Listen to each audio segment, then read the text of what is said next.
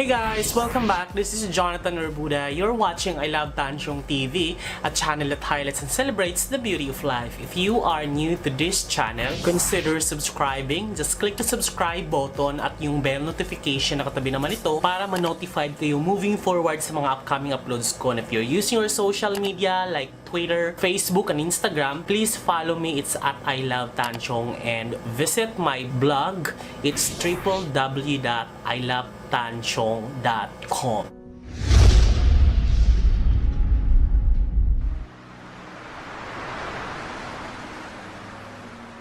Welcome back guys, it's Saturday, April 25, 2020. Lockdown pa rin po. Nasa harap po ako ng aking bintana para makakuha ng ilaw. At pag tinitingnan mo yung labas, wala pa rin katao-tao. May mga mangilan-ngilan, may mga pulis pa rin. So, extended po ang lockdown ngayon. In this video, nitong last days, nag-post ako ng survey sa aking community tab kung ano ang mas mataas pong percentage ang nakuha natin sa 10 facts about me. So, maraming salamat guys kasi parang ibig sabihin nun, gusto nyo talagang makilala. Nagiging essential na rin pala ako sa panonood nyo kasi may mga bagay rin naman kasi tayong hindi isinishare online kasi may mga topic na sensitive, may mga topic naman na it can take against us in the latter part. May mga bagay ako na hindi ko kayang disclose online. May mga bagay naman na kaya kong pag-usapan kasi ito yung mga bagay na na-acknowledge mo na sa sarili mo. So here's my number 1 fact. Meron akong trichophobia. So, kung hindi nyo alam kung ano yung trichophobia, i-search nyo na lang kasi nahirapan din ako talagang i-explain at ewan ko kung paano ko to i-edit talaga tong video na to kasi nga kung gusto kong ipakita ko ng itsura ng trichophobia, baka, ay nako, basta di ko kakayanin. Basta yung trichophobia guys is yung parang, naisip ko na nga lang na ano na ako yung butas-butas, yung parang mga alam mo yung bahay ng bubuyog, yung mga butas-butas. Hey, Diyos ko po, nanginginig na naman ako. Parang ayoko dapat siyang pag-usapan kasi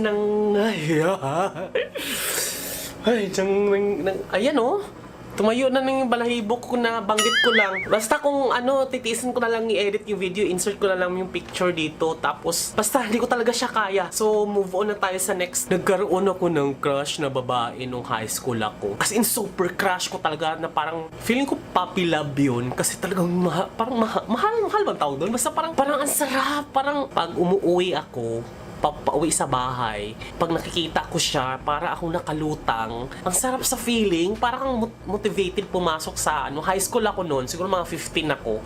Tapos, as in, crush na crush ko talaga. Tapos, meron siyang sinasamahan na, lalaki. Sobrang silos na silos ako. Tapos, parang di ko kayang ligawan kasi torping-torpe ako. Kasi parang may something at kinikilig ako. Basta, nagkaroon ako ng crush na babae. Tapos sa balitaan ko, siya ngayon? Tomboy. Tapos, siya? Yung tomboy na lalakihan talaga. Tapos, meron na siyang ka-live-in na babae. Tapos, meron na silang anak. Siguro, nag-adapt siguro sila ng anak. Number 3. So, isa po akong economist. So, graduate po ako ng economics, BSBA economics. Kaya economics yung napili ko dahil maiksi ang pila.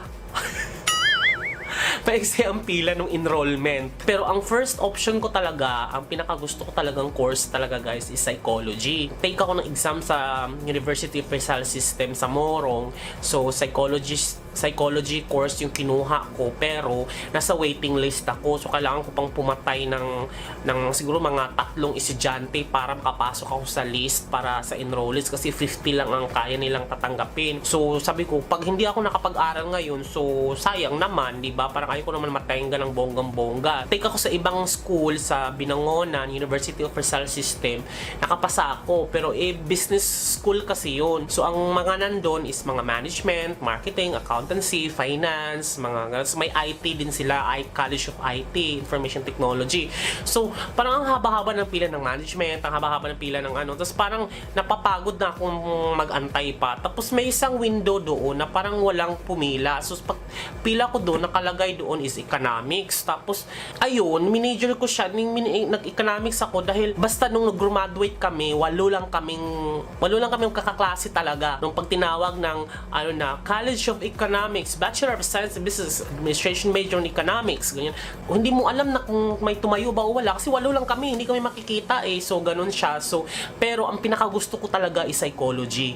Kahit kailangan ko kasing graduate para at least kahit papano eh may matapos ako kahit hindi ko yung gusto, pero nagustuhan ko rin naman siya. Mahirap pa lang economics pero nagustuhan ko siya. Bubo kasi ako sa math, ewan ko kung bakit nalagpasan ko yun. So naniwala kasi ako na kung ano yung nahihirapan kayo yung pag-aralan mo, like ako tech savvy ako, so bakit ako mag-aral ng technology, may proper education ng technology kung kaya ko naman siyang aral-aralin dahil hilig ko siya. Doon ako sa mga hindi kayang, alam mo yung kailangan tutukan ganon, kahit hindi mo siya gusto, ganyan.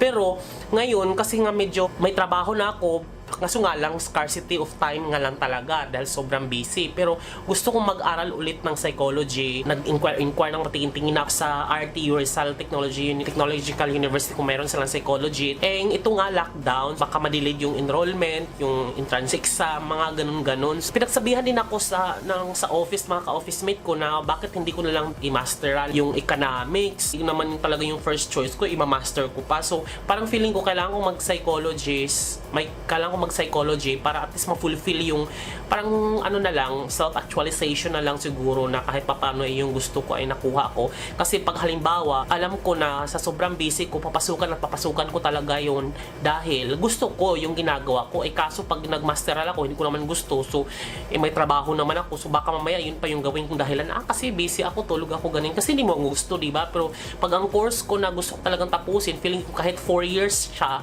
mag-aaral ulit ako, feeling ko kahit sobrang busy ako, vlog, lahat ng trabaho, 8 hours, 9 hours, tulog, gym, ganun, sa sobrang scarcity, feeling ko kaya ko naman siguro dahil nga gusto ko. So, number 4, isa rin po akong siraulo. So, mahilig din po ako mag 1, 2, 3 sa jeep. So, i-share ko lang sa pero may trabaho na ako nito may trabaho na ako nito sa may ano lang, sa may TAF Rotonda, sa may Pasay, going to MOA, di ba sasakay ka ng jeep dyan. So sasakay ka ng jeep, saglit lang naman yun, hindi ka pa makabunot ng pambayad, nakarating ka na doon sa MOA. So parang ganun, nung doon pa lang ako pumapasok sa MOA, parati ako nag 1, 2, 3 talaga, promise. Wag yung gayahin yun pero yun yung fact about me na, alam mo yun. Tapos minsan naman sa jeep, may pera naman ako, pero parang icebreaker, parang gusto ko magkaroon ng icebreaker yung buhay ko. So ayun, nag 1, 2, 3 ako sa bus, mga ganun. Kahit may trabaho na ako, pero nitong engineer ko, kaya ko nga engineer dahil hindi ko na ginagawa. Pero ginagawa ko to nung siguro mga 3 years pa lang ako sa BPO, 4 years, mga ganun. So, basta wag niyong gayahin guys. 5, short-tempered po ako, as in pag may nakarinig ako ng isang masakit na salita or masakit sa pandinig or parang maaano yung ego ko or yung opinion ko or yung pinaglaban ko, nag-init yung ulo ko at kung ano yung nasa isip ko, agad lumalabas sa bibig ko without any hesitation, without any considering kung nagiging rude ako, unprofessional, or short-tempered, immature. So, yun, whatever comes out in my mouth is actually coming from my mind at emotion. Kapag meron akong nag-instigate talaga, pag halimbawa ginalit ako or minsan iniwasan ko mag-vlog or mag-live or ganun, tapos na-instigate pag may halimbawa may topic like politics or something ganyan, ayaw kong pumasok sa ganun kasi masyado akong short-tempered. Pag meron akong pinaglaban or pinaniwalaan na nakarin ako ng argument against sa ang hirap i-explain talaga, sobrang mabuwisit talaga ako. Alam to ng mga office mate ko talaga kasi talagang palengke talaga yung bibig ko talaga, wala talagang, kaya hindi rin ako mahilig sa mga komentary na vlog. Dapat magagawa ko ng komentaryo, keme. Number 6, ating-atin lang to, poor po yung oral hygiene ko talaga guys. Alam mo, parati ako napagalitan ng dentist ko na si Dong Michael, na yung gumawa ng brace ko, retainer ko, ganun. Pinapagalitan talaga ako girl kasi parang 2 months pa lang, ang dami ng dumi ng ipin ko. Sabi ko, sorry na Dok, sorry. Kasi nga, parang tinatamad ako mag-toothbrush. Ako hindi pa nga ako nag-toothbrush ngayon, mamaya na lang bago matulog. Pero akin na nga yung ipin ko. Pero minsan may foul smell dahil wala naman kasi akong jowa na kalaplapan, tsaka parang ang mga kausap ko naman kayo, hindi nyo naman maaamoy, tsaka parang basta, ewan ko ba, dami kong palusot pero nung sinabi ni doktor na parang nakakasira ng ipin, baka tumanda akong ganun na yung bibig ko pag nawalan yung ipin pag itong ipin na to, pag natanggal pa naman, hindi ka natutubuan. So ngayon unti-unti na akong nagtuto, pero oral hygiene talaga ako girl, sorry talaga. Number 7, I am a very good friend. but not a lover. So, marami akong mga kaibigan, simulat sa pool, alam mo yung ganun, pero never ako nagkaroon ng jowa talaga na seryosohan ng bonggang-bongga talaga. Siguro mga one night stand, mga dati nung kabataan pa, yung mga ganung drama, alam mo yun, mga online hookups, mga ganun. So, napagdaanan ko yung ganyan, pero talaga walang tumatagal sa aking jowa kasi parang feeling ko guarded ako kasi nga since ako, single kasi ako for a long span of time, parang I don't need anyone to intervene me or to be part of my life kasi nga I have my own decision, whatever that I want, I can quickly decide without consulting to anyone. So, kasi ang feeling ko pag nagka-jowa ako, I have to inform him, nasaan ako, pupunta ako sa ganito, pwede ba, ganun nga. I don't like that situation. Pero, hindi na ako nagko-close, pero not my priority, but I am a good friend talaga, as in totaling ilalaban talaga kita ng patayan pag yung kaibigan ko na may kaaway, parang feeling ko kaaway ko na rin. Totoo, ganyan ako. Kahit sa ka-office mate ko, pag alam ko ngayon nadidihado, talagang paglaban ko talaga siya na kahit ako na, kahit hindi naman ako kasali, parang ganun. Kasi parang feeling ko ako yun, yung kaibigan ko parang ako yung natatapakan, parang ganun, nasasaktan, ganun. Mga ganun ako. Ewan ko ba, ang drama ko ba ngayon?